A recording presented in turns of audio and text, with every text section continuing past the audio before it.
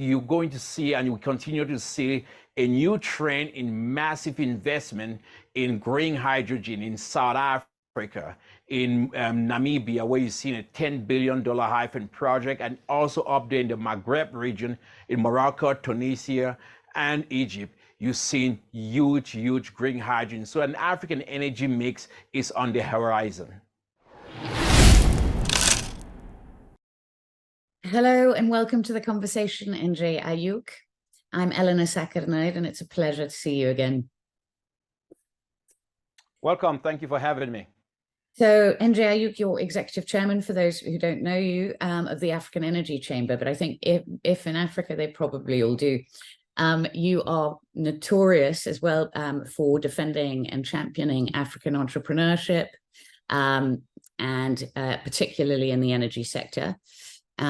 Indigenous energy sector. So let's talk about the big projects that are happening at the moment, the African energy landscape, upcoming big projects, trends, countries or regions to watch. Thank you so much for this. I think Africa is on a comeback. We saw COVID is slow down. A lot of projects were stopped. Most people counted out the continent. And we also saw with geopolitical instability as well, some projects like the Mozambique project was put on force majeure, $20 billion with Total. They are already talks about getting that back online and getting that in force again. $10 billion investment coming out of ENI in the Congo is going to be gas for Africa, gas for the world. Africa will play in a global push to solve world energy crisis. Namibia, yesterday's nobody, today's somebody. 5 massive oil discoveries, billions of barrels being discovered. Senegal, Mauritania, you've seen oil production that's going to start with the Sagoma, with the Woodside, and you're also seeing natural gas that's going to be produced out of there with the GTA. But you know what's even more amazing is you're going to see, and you continue to see, a new trend in massive investment in green hydrogen in South Africa, in Namibia, where you've seen a $10 billion hyphen project, and also up there in the Maghreb region, in Morocco, Tunisia, and Egypt. You've seen huge green hydrogen. So an African energy mix is on the horizon. That's very exciting. Speaking of that African energy mix, perhaps we'll go straight to the energy transition, which of course Europeans have been calling for African to focus more on a transition, which may not make sense for Africa, certainly, and we'll talk about that a bit later, but with some 600 million people in need of electricity, drill baby drill. What is your somewhat famously pragmatic approach to the energy transition, and what do you expect from African leaders and the African energy sector in the lead up to COP28, if it's relevant? Well, you have to ask yourself, what are you transitioning from? From the dark to the dark? You got 600 million people without access to electricity, 900 million without access to clean cooking technologies, most of them women. What are we asking them to transition from? We need to first give people energy access before we start talking about a transition.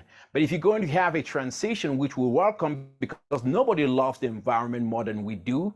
We love the environment, but our greenhouse gas emissions in Africa is 2.73%. You take out South Africa and Egypt, it's 0.5%. You asking the skinny kid in class to lose weight while the fat kid keeps eating. The wealthy nations need to decarbonize.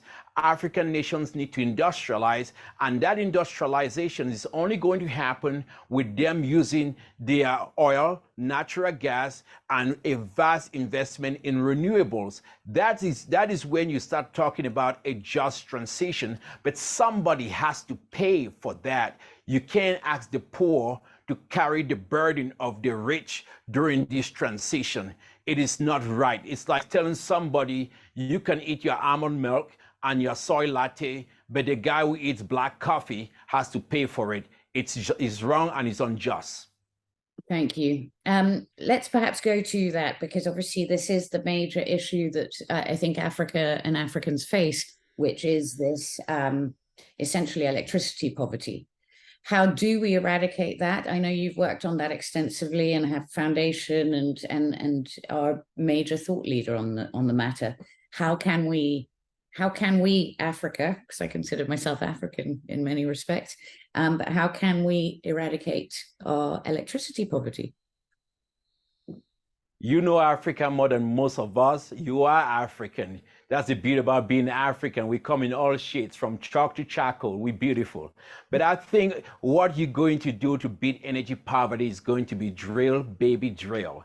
We need to be able to drill for natural gas, use the resources we have, and then really solve energy poverty issues. But at the same time, use the windfall coming out of fossil fuels, and then use that windfall to develop renewables like mini grids in villages, so that people in villages can have access to electricity, but then also at the same time ensuring that we don't have urban cities being dense. That's why this whole debate calls for pragmatism and common sense. What you see today is that common sense has left the room.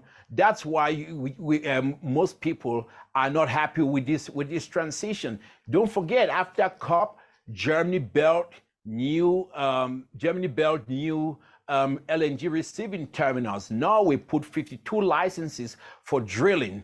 The UK, 200 licenses for drilling, opened up the first coal mines in 30 years, and Germany is using more coal. But Africa's most industrialized nation, South Africa, it's in the dark 8 to 10 hours a day. So when you go around Africa, when we look at energy poverty issues, and then you're telling us that, well, stay in the dark, you will breathe clean air. Nobody wants to breathe clean air in the dark. They want electricity. They want life. They want to be able to access hospitals, schools, and also have a fighting chance to building a home in Africa, and not trying to cross the Mediterranean to go to Europe or sometimes die in the water to find opportunities. They can build a beautiful life right here in Africa. Thank you.